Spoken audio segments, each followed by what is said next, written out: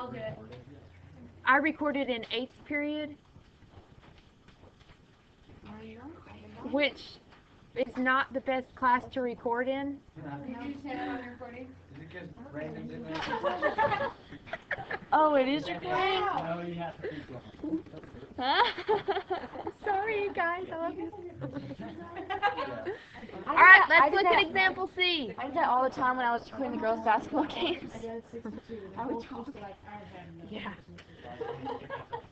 Okay, example C. Now listen up. It is said that people often behave in unusual ways during a full moon. Calculate the gravitational force that the moon would exert on a 50-kilogram student in your physics class. The moon is 3.84 times 10 to the 8 meters from the Earth and has a mass of 7.35 times 10 to the 22 kilograms. All right, this one is very simply plugging into our formula. Here's our formula. Gravitational constant times the mass of object 1 times the mass of object 2 over distance squared. Now, the tough part about plugging this in is putting it into the calculator correctly. So let's set it up on the paper, and then we're going to all confirm that we can put it into the calculator. So I'm going to put a fraction line here. Gravitational constant is 6.67 times 10 to the negative 11 Newton meters squared over kilograms squared. We're given two objects here. Object 1 is going to be the student at 50 kilograms.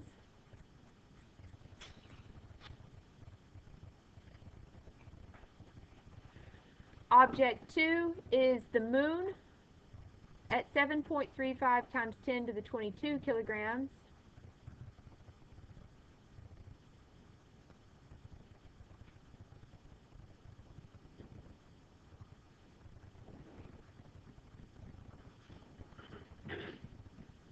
And all of that goes over distance squared. So the distance is 3.84 times 10 to the 8 meters.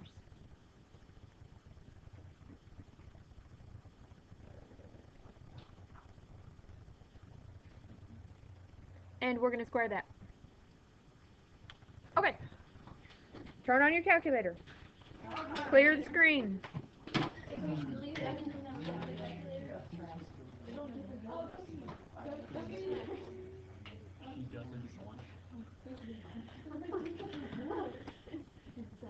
The first thing you're going to do, and I'm going to write on the board what's coming up on my screen.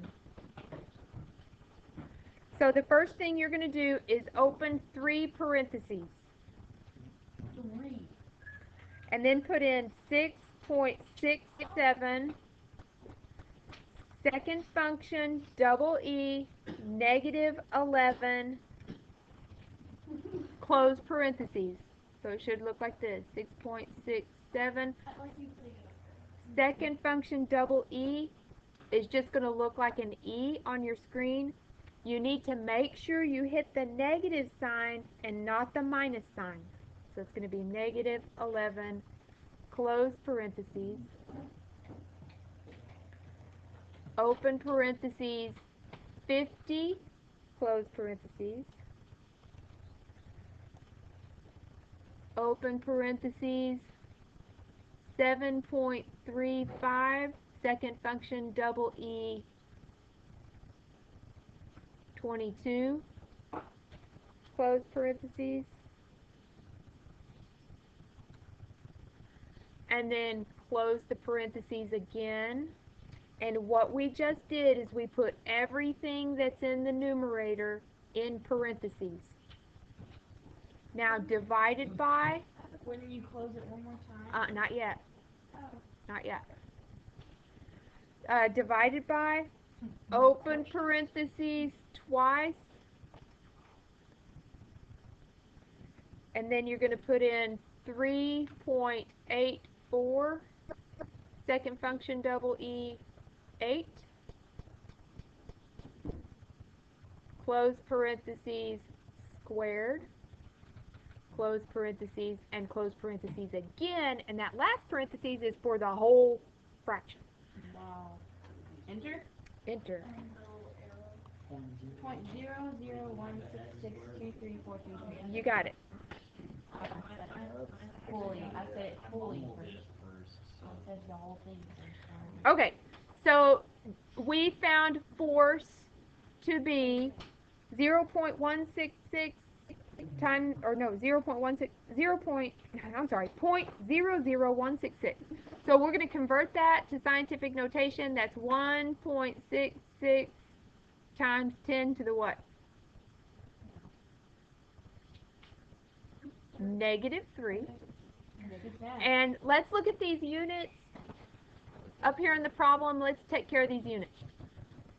We have kilograms squared in the denominator, and we have kilograms and kilograms in the numerator of the numerator. So those kilograms will all cancel out. Down here in the denominator of the whole fraction, we have meters. We're going to square those meters. So that will cancel with this meter squared. So get rid of meters.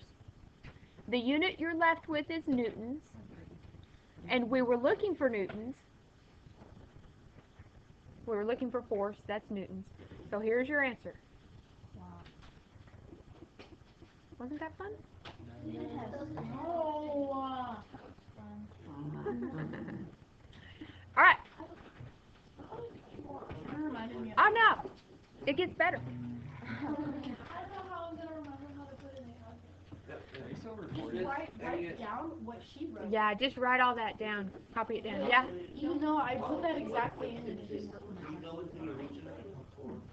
Why did I? That's a good question. Okay, his question was, why did we put it to the hundredth place, 1.66?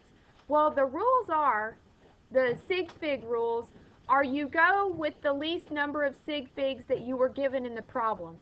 Here we have 3 sig figs. Here we have 3 sig figs. Here we have 3 sig figs. So that's why we keep 3 sig figs in the answer. Yeah. Okay. Number 1. The gravitational force of attraction between Earth and the Sun is 1.6 times 10 to the 23 newtons. What would this gravitational force have been if Earth had formed twice as far away from the Sun? I'm going to go close the door. No, I like this song. Is it still recording? What song is it? Can't hear me. We can stay on. That just sounds like popular. Yeah. That's crazy when you know that door too. No, It's going to be like a 20-minute long recording. All right. Here's our formula. Force is equal to the gravitational constant times the mass of 1 times the mass of 2 over distance squared. Now, we see that force and distance are inversely proportional. Do you remember that concept development 18.1 worksheet that I gave you? No. Where there was a pizza on it, and we were scaling up circles, and we were scaling up squares, and the whole point of that worksheet, it should have been easy. The whole point of that worksheet was to show you that if you have a variable that's squared, and you're scaling up that variable by a factor, in this case the factor is 2, then you have to square the factor that you're scaling it up by. So, here's the original force, and they're asking you, what is the new force if you have a distance that's twice as far away? So, the new force is going to be equal to 1 over 2 squared of the original force. We have to square 2 because distance is twice away, and distance is a variable that's squared. Alright, So the new force will be equal to 1/4 of the original force. Now you're going to plug this force into this problem to get the new force. Let's look, and don't do that now. You can do that tomorrow or Monday or at the end of class. Wait, can you go? Okay. Can I do what? I didn't get the last one.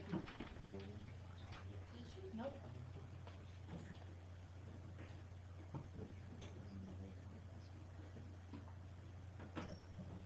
Got it? F0. That's original force. Yeah, this is what you plug in there. Number 2. If John Glenn weighed 640 newtons on Earth's surface, how much would he have weighed if his Mercury spacecraft had hypothetically remained at twice the distance from the center of Earth? Okay, we're saying he weighs 640 newtons. Well, this is his force. This is his original force. He's at twice the distance, so it's the same problem as number 1. The new force, or his new weight, will be equal to 1/2 squared the original force. So his new weight will be equal to 1/4 his original weight. So just plug in his weight here to get his new weight. So what would we do? Parentheses 1 divided by 4. Parentheses, and then plug that in. You would do 640 divided by 4. Or 0.25 times 640. It's the same thing. 1/6. That's a 4. Wow. So you just do 640 divided by 4. That's your answer. I hope you understand why that's your answer. But well, for your class that's good enough. But for the 10th graders, if they're in physics, they have to take the end of course, and they might get something like this on their end of course test. So they hopefully they have to be held to a little bit higher standard. So hopefully, you know. All right, number 3. This one's pretty interesting. Halley's Comet orbits the Sun about every 75 years due to the gravitational force the Sun provides. Compare the gravitational force between Halley's Comet at the Sun when the comet is at aphelion, its greatest distance from the Sun, and d is 4.5 times 10 to the 12 meters, to the force at perihelion, or closest approach, where d is about 5 times 10 to the 10 meters. Okay, this is the same as number 1 and number 2, except what we're trying to find is the factor by which it is scaled up. So the new force is going to be equal to 1 over this ratio, aphelion divided by perihelion, squared, times the original force. And all we're looking for is this calculation right here. So aphelion over perihelion, that's going to be 4.5 times 10 to the 12 meters. That's the distance at aphelion. Perihelion is 5 times 10 to the 10 meters. Plug that into the calculator, see what you get.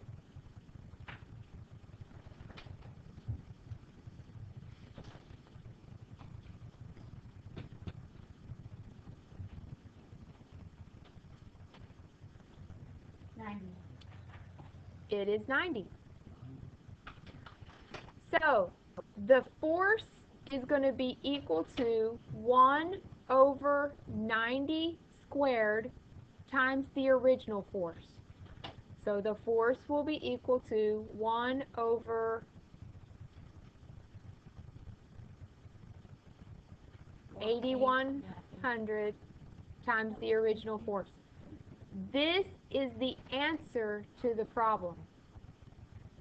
We were just looking at how the force would change between those two distances. So that means, what's the force? It doesn't matter. The question was, how would the force change? Oh, Yeah. Number 4. An early planetary model of the hydrogen atom consisted of a 1.67 times 10 to the negative 27 kilogram proton in the nucleus and a 9.11 times 10 to the negative 31 kilogram electron in orbit around it at a distance of 5 times 10 to the negative 11 meters. In this model, what is the gravitational force between a proton and an electron? This is just like example C. You're plugging into this formula, and this is just going to test your calculator skills. On your test on December 20th, you're going to have a problem like this one and a problem like example B. Test 5. It's the day before Christmas break. No, December 20th is the day of Christmas break. No, we don't. No, we get out the 20th day. I don't care. I'm looking at the calendar. The December 20th is a half day. It's an early release day. We're having a test that day unless something changes. All right, let's look at number 5. At what height above Earth would a 400 kilogram weather satellite have to orbit in order to experience a gravitational force half as strong as that on the surface of the Earth? We have found that force is proportional to 1 over distance squared. And this time we're looking for how distance is affected if we divide force in half.